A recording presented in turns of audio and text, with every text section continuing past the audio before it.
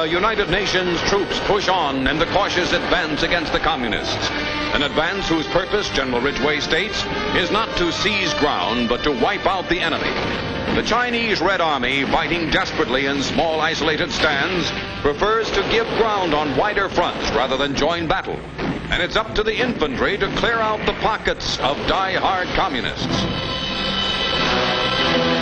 With the enemy falling back to the Han River, United Nations commanders had expected that the Reds would make their stand there. But under a steady, withering barrage, GIs are able to cross the river and establish a beachhead. Within 2 hours, a pontoon bridge spans the Han, and United Nations troops and equipment pour across toward the capital city of Seoul.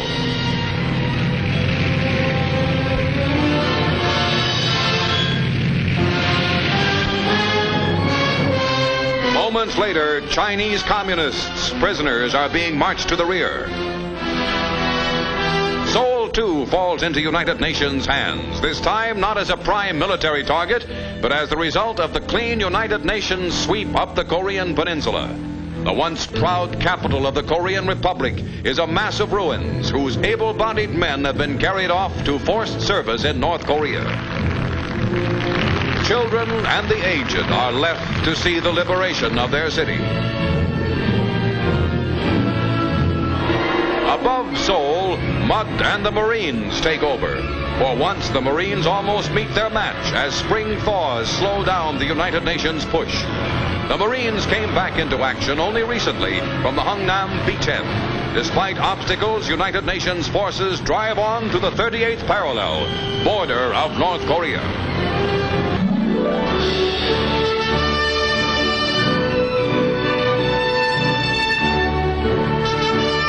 Santiago, Chile, plays host to ECOSOC, the United Nations Economic and Social Council. Delegates from 18 nations arrive by air for the first major UN meeting in South America. Their purpose is to discuss underlying reasons for world ills and to adopt methods for treating them. UN Secretary General Trygve Lie, on hand for the 6-week conference, first goes into preliminary meetings with Chile's energetic president, Gabriel González Videla, a recent visitor to the U.S., and Foreign Secretary Hernan Santa Cruz. It's now late summer here below the equator.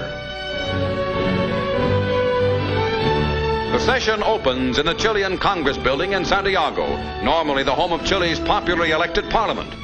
Pointing up the Economic and Social Council's long-term objectives, Secretary Lie urges the delegates to redouble their efforts toward improving living and working conditions around the world. Chile's Santa Cruz ECOSOC president has early difficulties with communist delegates, but the council is seeking world agreement on basic human problems, and the smallest step toward agreement counts as progress.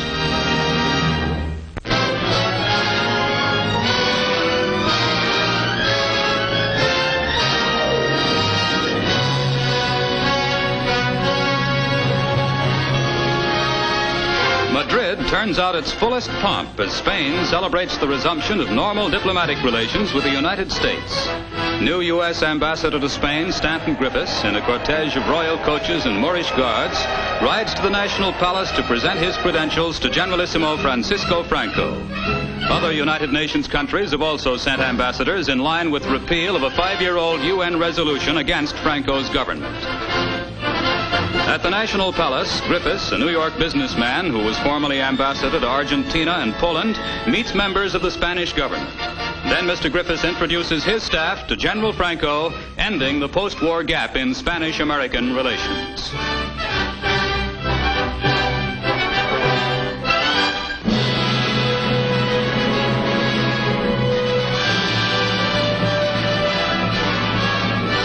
As America looks to its defenses, New York City's civil defense program gets underway. Volunteers recruited for the Medical Emergency Division assemble to take the oath of loyalty from Secretary of Defense George Marshall. These first 700 civil defense aides, after thorough training, will work with New York's police and fire departments and will be ready for any emergency. Secretary Marshall says that New York will serve as a model for other cities in developing the nation's volunteer defense program. 1 million out of the city's 8 million people are expected to volunteer for duty as our country seeks 20 million Americans to man its civil defenses.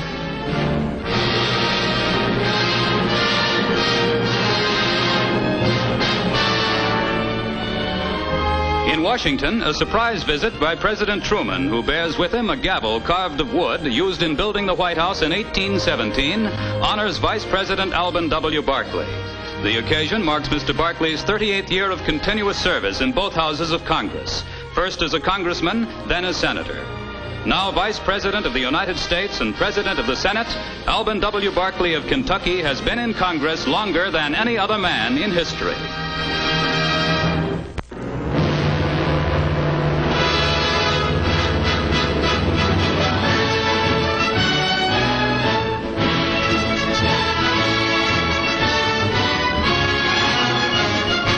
Introduces a new jet attack bomber. Australian Premier Menzies is on hand to name the plane the Canberra after his country's capital.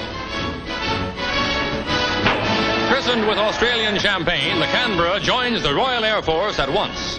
A pair of Rolls-Royce turbojet Avons supply her power, and her speed is announced as 600 miles an hour, but most other data is secret. She's ready to fly to America for inspection by U.S. Air Force officers. And now the Canberra heads out to race the sun across the Atlantic. She arrives over Washington after racing with the sun from Britain to Newfoundland, a latitude in which the sun's speed is the same as the Canberra's. Because headwinds slowed the Superjet, the sun won the race by 72 minutes and continued on its course. But the Canberra nevertheless set a new Atlantic record of 4 hours and 42 minutes. The plane's three-man crew is congratulated by U.S. officials as the Canberra, a triumph of British aircraft engineering, is welcomed by America.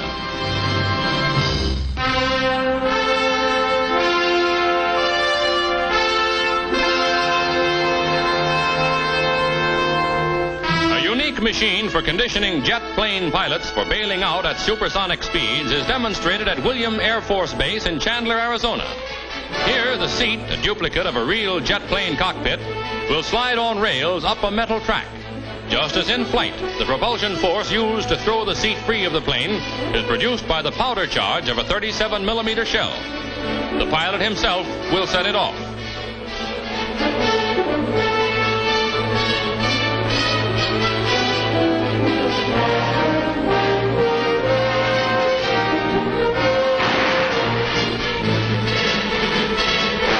The propulsion force is dissipated, the seat comes to a halt on a ratchet and is lowered automatically.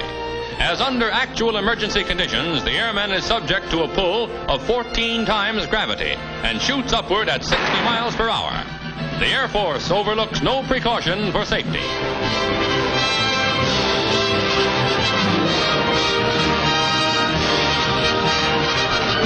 Palo Alto, California, the world's first jet helicopter is unveiled by its inventor, youthful Stanley Hiller, Jr. The essence of simplicity, the helicopter is powered by two small jet engines which weigh only 11 pounds each and have no moving parts. In a matter of minutes, they can be attached to the tips of the rotors. The plane is practically foolproof and fuel-proof. It runs on almost anything that burns: gasoline, kerosene, diesel fuel, or even castor oil. The plane flies with only two controls and has fewer gadgets than the average automobile. Mr. Hiller plans an inexpensive two-passenger commuter model, which, like this, will remain stable even with no hands on the controls. For the present, however, production must be exclusively for the armed forces.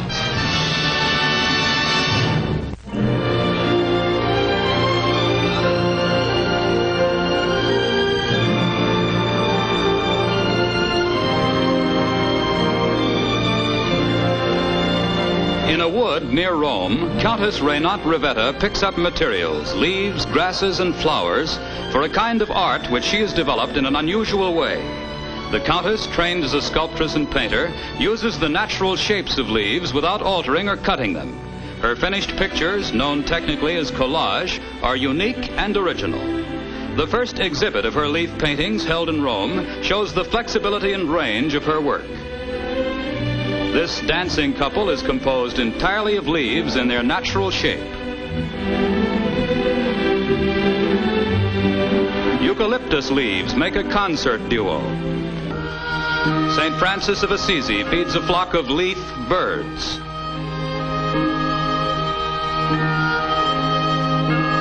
The Three Wise Men. Joseph and Mary.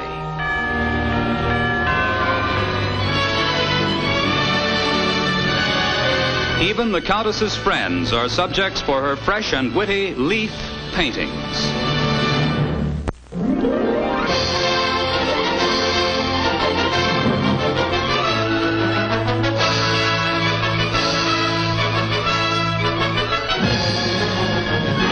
Italy, America's Dick Button meets Italian admirers as he enters the World Figure Skating Championships. Dick is after his 4th world title, skating against experts from all over Europe. Dick glides through the intricate routines required by the rules and adds some equally difficult figures of his own. An amazed international crowd sees the 21-year-old Harvard student from Englewood, New Jersey, surpass his opposition from 6 nations. By the final day of competition, Dick has run up the greatest lead of points ever compiled in the event.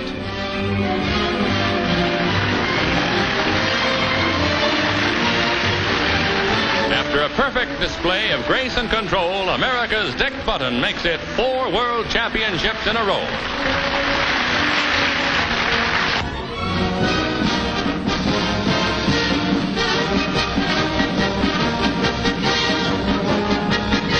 The Philadelphia Phillies, who last year captured the National League Baseball title under the guidance of manager Eddie Sawyer, are training for another championship battle.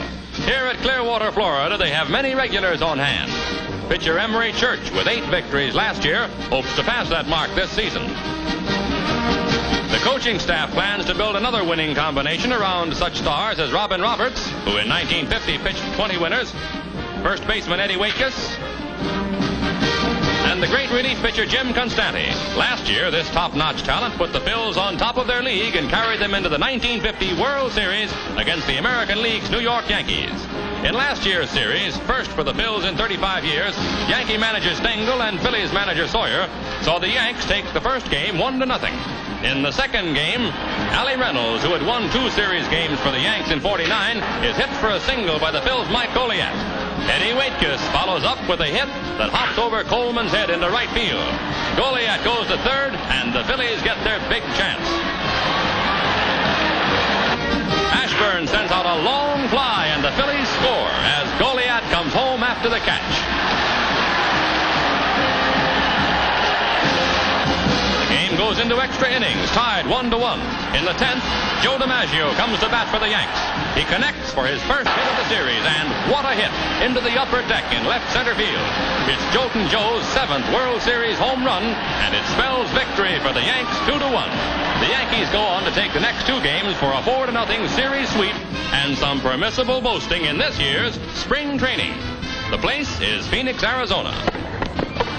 Loosening up winter kinks, big pinch hitter John Mize outpulls brother infielders Phil Rizzuto and Jerry Coleman.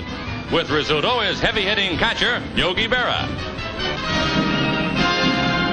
Ed Lopat, an 18-game winner last year, finds his arm good as new, while DiMaggio, who announced this may be his last season, looks on.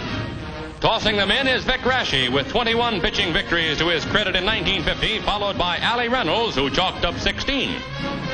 320 hitter Hank Bauer blasts one out with DiMaggio right at his heels. Will the Yanks do it again this year? Manager Casey Stengel, out for his 3rd straight championship, looks mighty optimistic.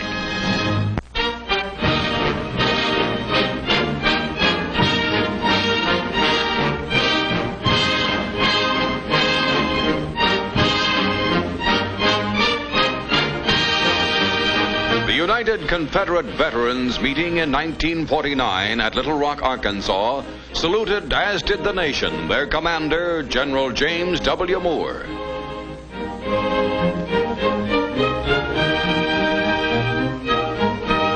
Now, General Moore, at 99, follows the heroic dead of the South to a soldier's grave in Selma, Alabama, as the last tiny handful of the boys in gray prepares for the final Confederate reunion in Norfolk, Virginia. Color guards from Virginia Military Institute, of which the general was the oldest graduate, together with relatives, friends, and neighbors, pay final tribute to the gallant soldier who ran away from school at the age of 13 to join the Confederate cavalry. The banner for which General Moore fought is presented to his daughter as an old soldier is laid to rest.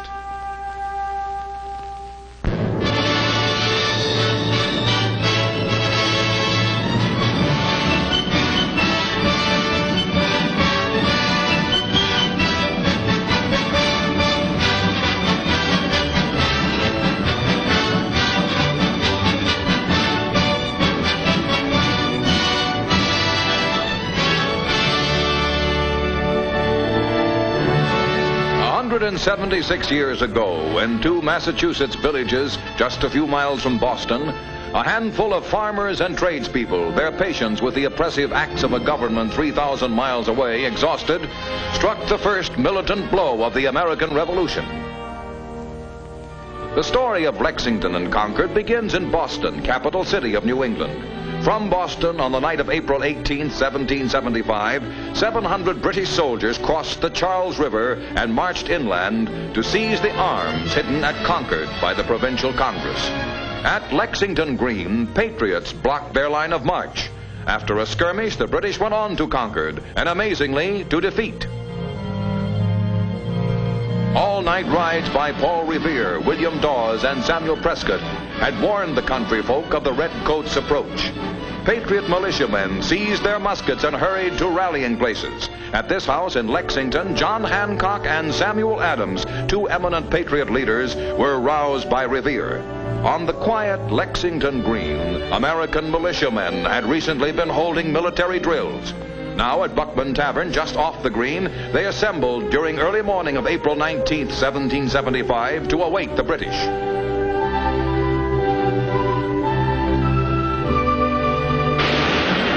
Two lines of Minutemen, numbering about 70, under Captain John Parker, refused to disperse and let the 400 British pass. No one knows for certain whether Redcoat or Minuteman fired first. But when the firing ended 15 or 20 minutes later, 8 Americans were dead and 10 wounded, and a war had begun.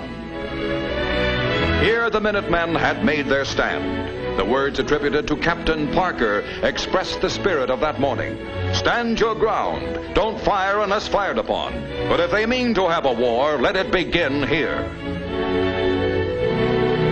Captain Parker, rifle in hand, today dominates Lexington Green, while a short distance away is the belfry, formerly on the green itself, from which the alarm was sounded.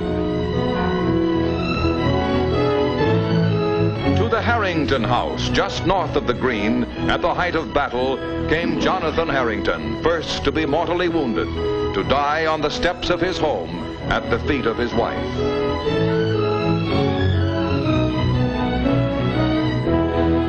What a glorious day this is, the radical Sam Adams, hearing the muskets of Lexington, had exclaimed. The battle was joined, but not until the British reached Concord, 5 miles away, could patriots have believed how gloriously the day would end. At the east approach of the Old North Bridge, a group of these 300 or 400 provincials had gathered, while British troops in separate detachments were destroying provincial supplies throughout Concord. The Minutemen defied the Redcoats' warning shots and marched on the bridge in their first offensive action of the war. By the rude bridge that arched the flood, their flag to April's breeze unfurled, here once the embattled farmer stood and fired the shot heard round the world. From the old manse, Reverend William Emerson, grandfather of Ralph Waldo, watched the Concord fighting. Here later Nathaniel Hawthorne lived and wrote. Across the street, Elisha Jones had stored supplies for the Minutemen. As Jones stood here, a bullet from the battle hit the house beside him. The hole is still there. Major Buttrick, the American commander at North Bridge, lived a moment's walk from the spot where he led the attack. In 5 minutes here, a chain of events reaching into our lives today began. Though few of these Americans sought it yet, independence was now inevitable. By noon, the British left Concord and, under continual fire, retreated to Boston. They lost 273, the Minutemen 93. Bitter years lay ahead, but men with the will to be free had struck out for freedom.